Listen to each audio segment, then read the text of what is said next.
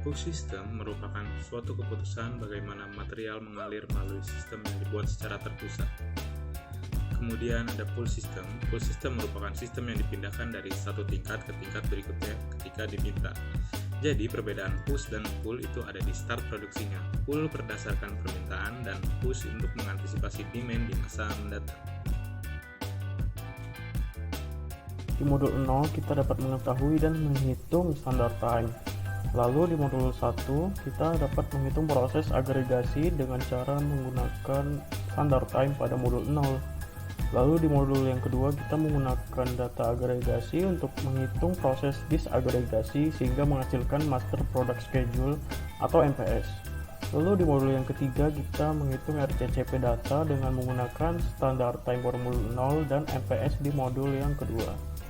Lanjut di modul yang keempat kita menggunakan namanya teknik mapping, loading, offsetting, explosion dengan menggunakan product structure di modul 0 dan MPS di modul kedua. Lalu di modul yang kelima kita menggunakan operation time di modul yang ke-0 dan menghasilkan metode RA dan RPW.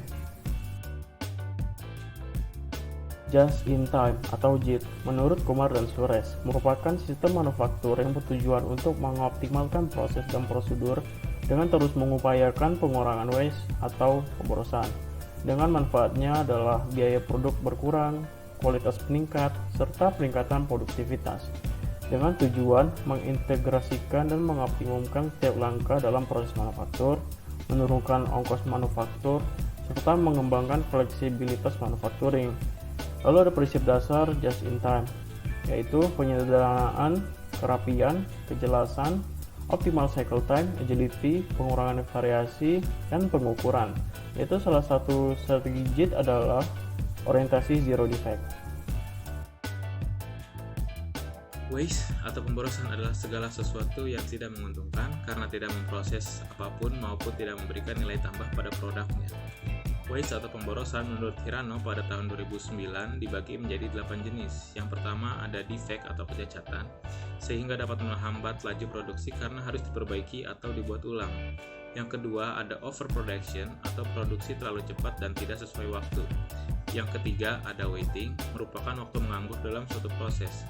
Yang keempat ada waste human potential, yaitu tidak menggunakan potensi pekerja sebaik mungkin. Yang kelima ada transportation, yaitu ketidakteraturan tata letak produksi dan penataan tempat kerja. Yang keenam ada inventory, yaitu berlebihan produksi. Yang ketujuh ada motion, yaitu pergerakan pekerja yang tidak diperlukan. Yang kedelapan ada overprocessing, proses berlebihan seorang pekerja memasukkan sumber daya ke produknya. Kaizen merupakan filosofi kerja yang berasal dari bahasa Jepang. Kei artinya perbaikan dan zen artinya adalah bagus. Jika digabungkan, maka arti dari Kaizen ini adalah perbaikan yang bagus secara terus-menerus ataupun berkelanjutan. Sistem Kaizen ini bertujuan untuk mengoreksi kesalahan ataupun pelanggaran dalam sistem perusahaan ataupun sistem produksi. Terdapat 4 tools JIT yang dapat kita gunakan. Yang pertama itu ada Kanban. Kanban atau catatan visual merupakan suatu metode untuk mengendalikan aliran material melalui sistem manufaktur just in time dengan menggunakan kartu untuk mengizinkan stasiun kerja melakukan transfer ataupun memproduksi bahan. Yang kedua adalah 5S. Prinsip 5S ini bertujuan untuk menciptakan dan memelihara tempat kerja agar teratur, aman, bersih, dan memiliki kinerja yang tinggi. Nah, 5S ini terdiri dari 5 kata dalam bahasa Jepang, yang diantaranya yaitu seiri yang artinya ringkas, seiton yaitu rapi, seiso itu resik, seiketsu itu rawat, dan yang terakhir itu shitsuke yaitu rajin. Yang ketiga yakni Pokayoke. Pokayoke jika kita artikan dalam bahasa Indonesia yakni mencegah kesalahan. Jadi Pokayoke ini merupakan teknik kontrol kualitas total untuk memastikan bahwa produk tersebut bebas dari cacat. Yang keempat ataupun yang terakhir yakni Visual Factory. Visual Factory ini merupakan sebuah alat untuk mengembangkan, mempertahankan, serta meningkatkan visual pada pabrik yang akan menghasilkan pembuangan ataupun sejumlah limbah besar.